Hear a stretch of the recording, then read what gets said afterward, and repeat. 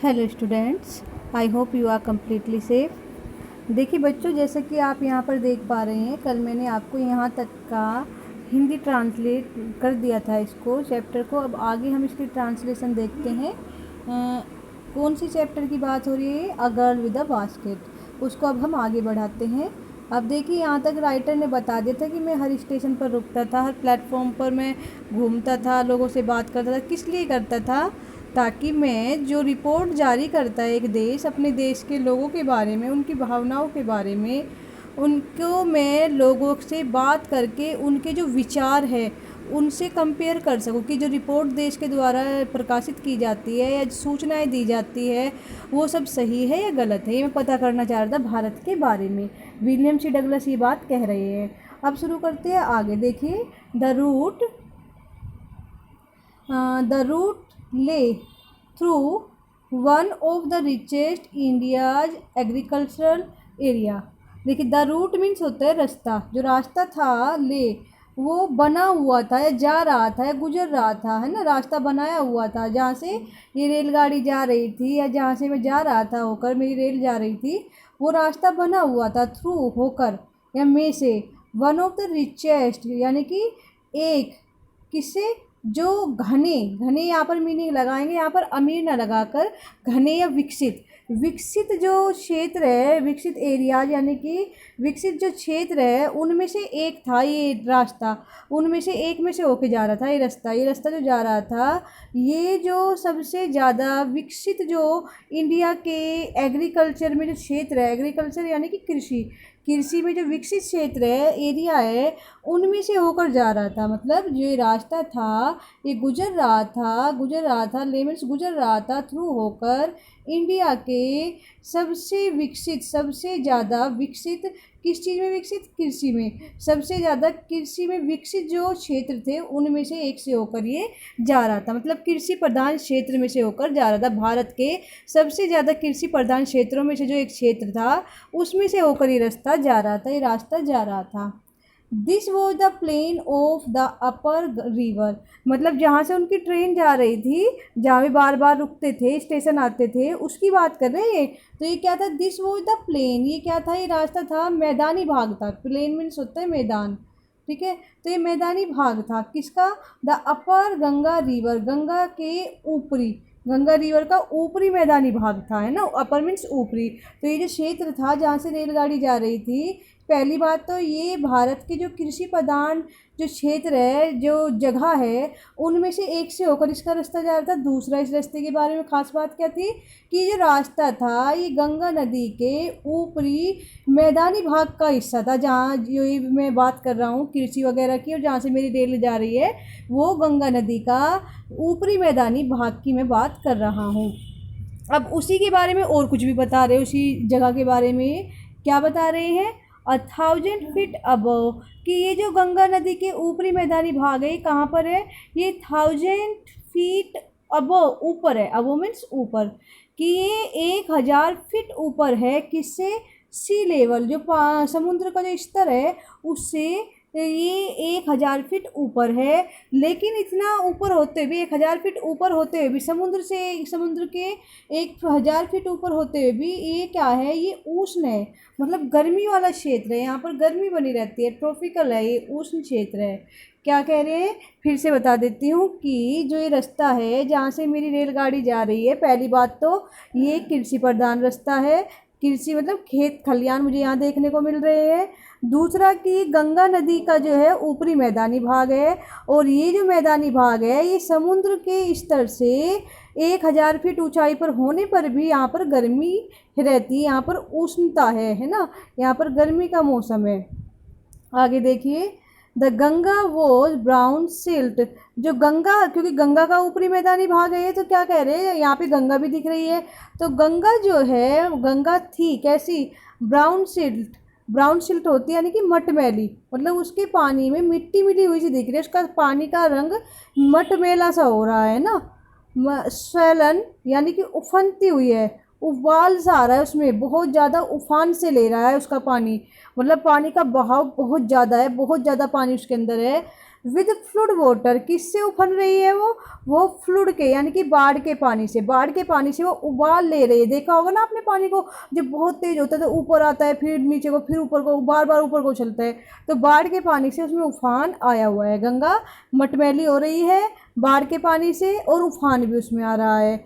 It's overflow, it's यहाँ पर गंगा के लिए प्रयोग किया गया है कि ये क्या करती है, ओवरफ्लो हो रही है, मतलब ये किनारों पे से निकल रही है, अति प्रवाह हो रहा है इसका, है ना।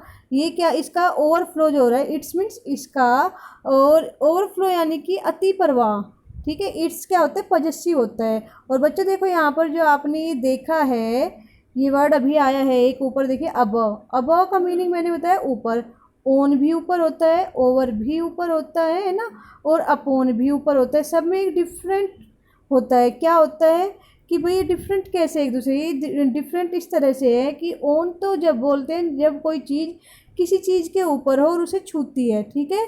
और दूसरा जो होता है ओवर होता है जब कोई चीज़ गतिमान अवस्था में ऊपर होती है, हमारे घूमती रहती है। और तीसरा जो होता है, ये जो होता है ये अपोन, जब हम गति करके ऊपर जाते हैं।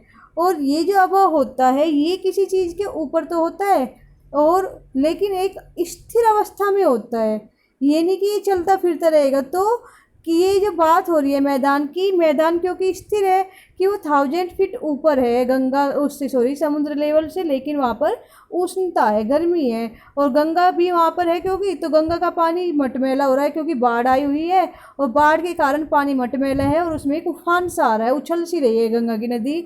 और इट्स पजेसिव होता है इट का, मैंने आपको प्रोनाउन वाले चैप्टर में सारी चीज़ें बताई है कि इसका ओवरफ्लो यानी कि अति प्रवाह, मतलब पानी का अति प्रवाह, गंगा का अति प्रवाह या ज़्यादा बहाव, ज़्यादा बहाव जिसे आप कह सकते हैं। इन इनअंडेटिंग यानी कि वो क्या था, ढके हुआ था या भर दिया था उसने, भरे हुए था किसको, थाउजेंड्स, या डुबोए हुए था, थाउजेंड्स हजारों, थाउजेंड्स ऑफ का मीनिंग होता है बच्चों हजारों, हंड्रेड्स ऑफ का मीनिंग होता है सैकड़ों।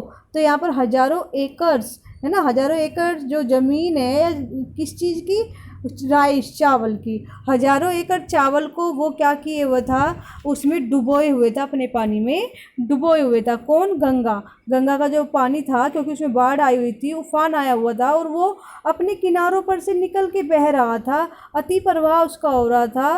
तो इससे क्या हो रहा था, जो हजारों एकड़ जो वहाँ पर चावल के खेत थे उन सब में वो पानी चला गया था और वे उससे डूबे हुए थे।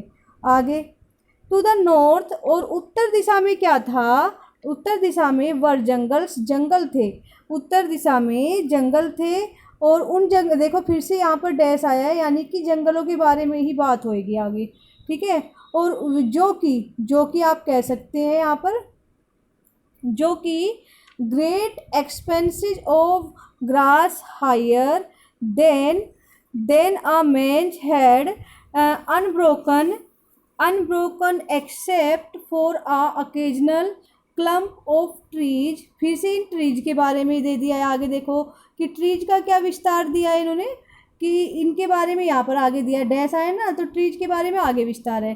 पहले हम ऊपर का पढ़ लेते, जंगल के बारे में क्या कहा है कि ग्रेट एक्सपेंस, बहुत ज़्यादा विस्तार यानी कि फैलाव जिसको आप कह सकते हैं, कि ये जो था जंगल की जो बात हुई, जंगल जो था बहुत ज़्यादा फैलाव था इसमें, किस चीज़ का, इसमें था ग्रास, घास का।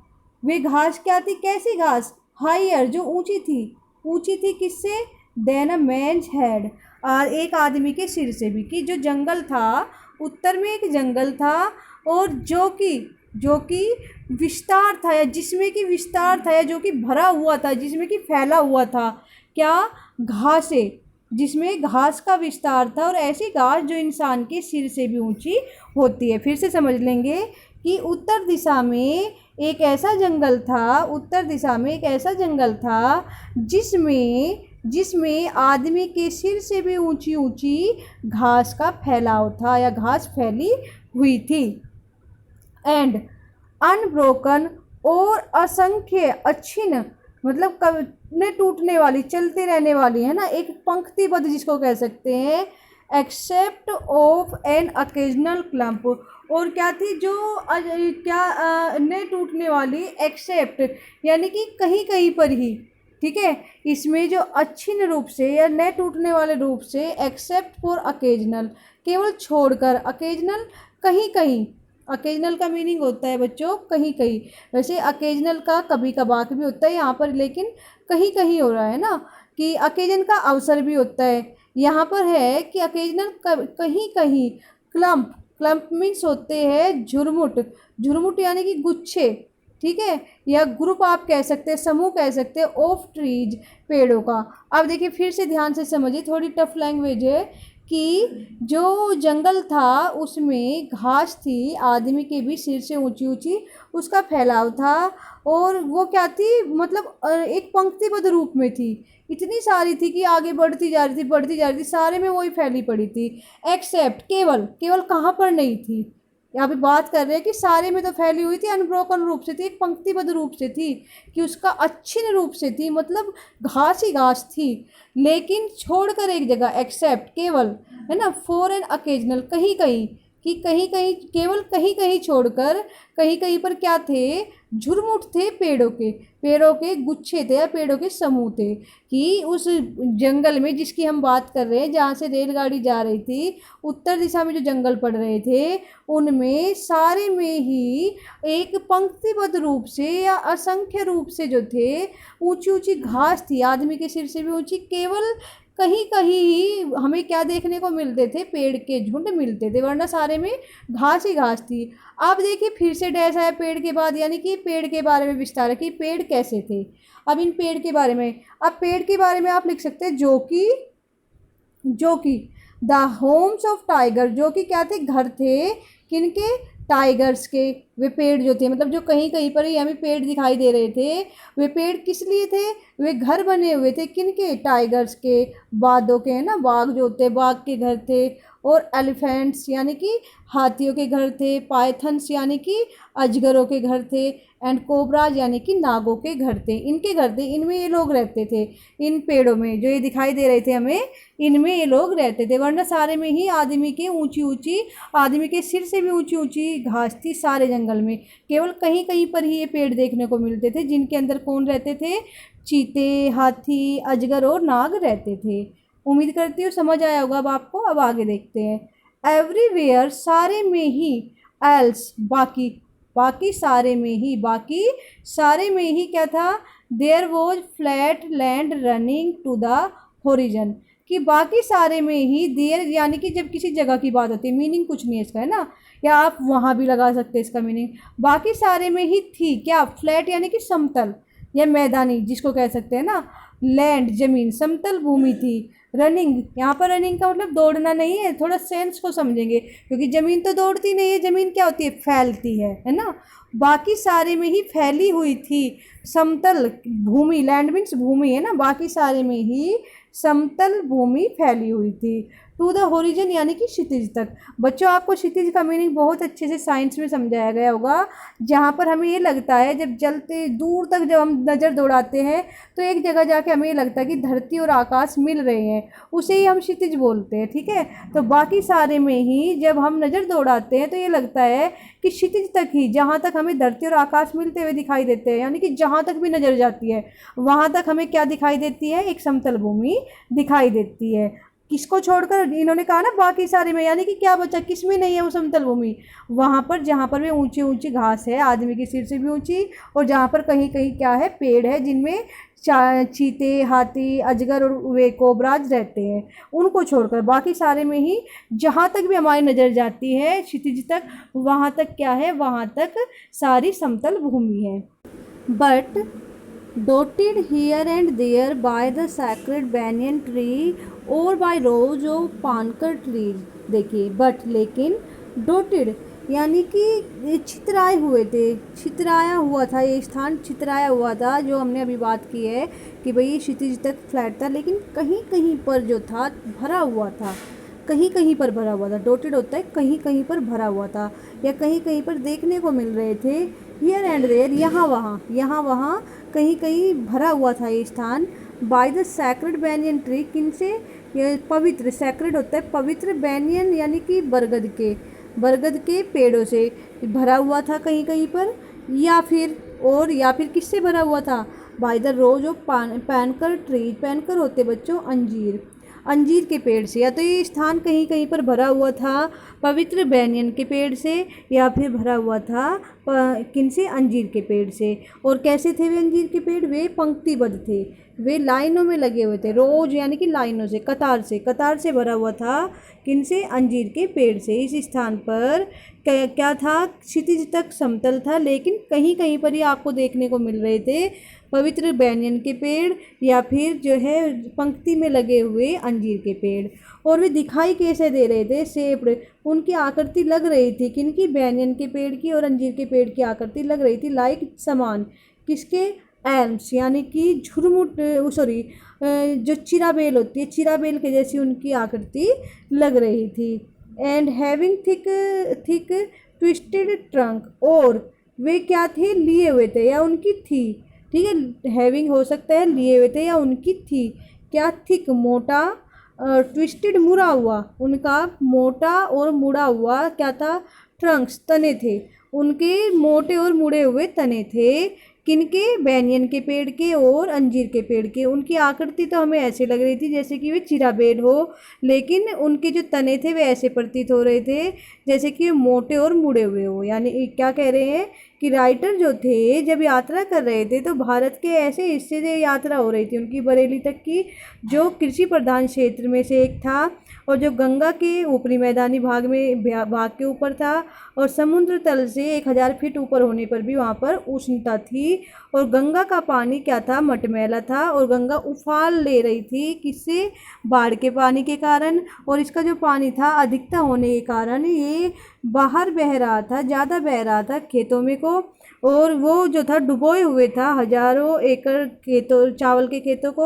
और जब राइटर की नज़र उत्तर में जाती है तो वहाँ उसे क्या दिखाई देता है, वहाँ उसे दिखाई देता है घना जंगल, और उस जंगल में क्या था, ज़्यादातर आदमी के सिर से भी ऊंची घास थी, केवल कहीं कहीं पर ही उसे पेड़ों के झुरमुट दिखाई देते थे या समूह दिखाई देते थे, और उन पेड़ों के अंदर चीते और हाथी और अजगर और नाग रहते थे। और बाकी जो बचा, जो इन जगहों से बचा, वो सारा क्या था, एक समतल भूमि थी जो क्षितिज तक अगर हम नज़र दौड़ाए तो वहाँ तक हमें वो दिख रही थी, वहाँ तक ही सारी समतल भूमि थी। बस उस भूमि पर कहीं कहीं ही हमें जो थे पवित्र बरगद के और अंजीर के पेड़ों की पंक्तियाँ दिखती थी, जो देखने में चिराबेल जैसी लगती थी, और उनके तने क्या थे, मोटे और मुड़े हुए थे। आगे देखिए, होट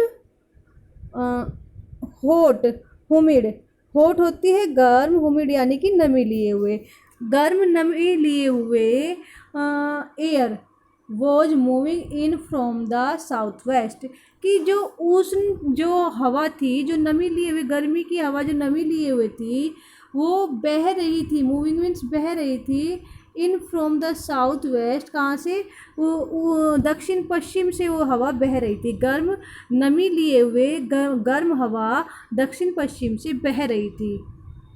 मंकीज, बंदर, सम ऑफ देम मदर्स, उनमें से, मतलब मंकीज का जिक्र हो रहा है यहाँ पे, देखो ये डैश आया, अब मंकीज के बारे में बात हो रही है। बंदर जिनमें से, या जो कि जिनमें से कुछ क्या थी, माताएं थी, with babies clinging to them, जिनमें से कुछ माताएं, बंदर जो जिनमें से कुछ माताएं विद बेबीज क्लिंगिंग, विद लिए हुए, बेबीज को चिपका कर, बच्चों को चिपका कर लिए हुए थी, टू देम अपने से।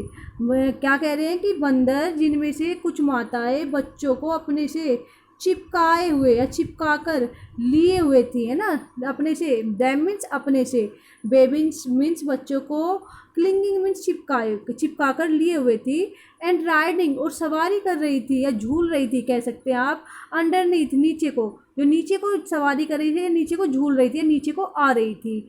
और क्या करती है, स्वंगो कूद पड़ती है, ट्रीज पेड़ पर से, क्या, जिनमें से कुछ बंदर, जिनमें से कुछ माताएं अपने बच्चों को अपने से चिपकाए हुए थी, वे क्या करती, वो चिपकाए हुए थी और पेड़ पे से नीचे को झूलते हुए आकर एकदम से पेड़ पे से कूद पड़ती है। एट द स्टेशन, स्टेशन पर, लुकिंग फॉर फूड खाने की तलाश में, लुकिंग का मीनिंग यहाँ पर तलाश या खोज, ये नाउन का काम कर रहा है, लुक में आईएनजी लग के ये जीरंड बन चुका है, खाने की तलाश में, जीरंड में नानी नहीं लगता है ना, तो नाउन बन चुका है अब ये, खाने की तलाश में थी। ठीक है, अब आगे देखेंगे the village we passed had walls made of mud.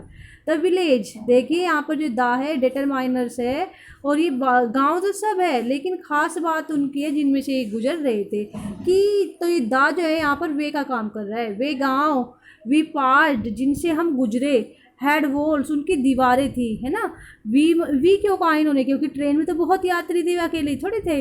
कि वे गांव जिनसे हम गुजरे, हैड वॉल्स उनकी दीवारें थी, या दीवार लिए हुए थे या दीवार रखते थे।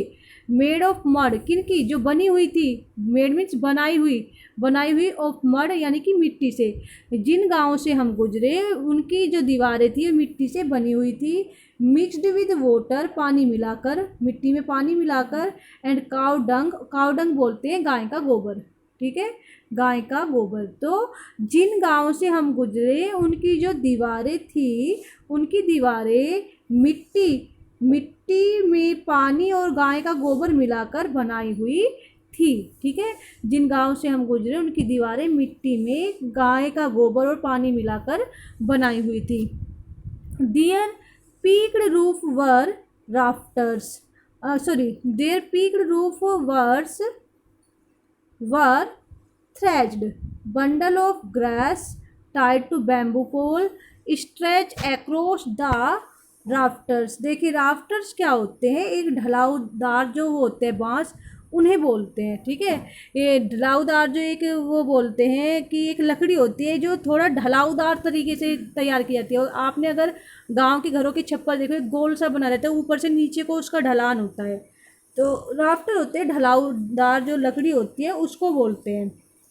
अब देखिए क्या कह रहा है राइटर कि जिन गांव से हम गुजरे थे उनकी जो छत थी, उनकी जो दीवारें थी वे मिट्टी की बनी हुई थी, दीवारें मिट्टी की बनी हुई थी। और वे मिट्टी की दीवारें कैसी बनी हुई थी, उनमें जो है मिट्टी में पानी और गाय का गोबर मिलाकर उनको बनाया गया था।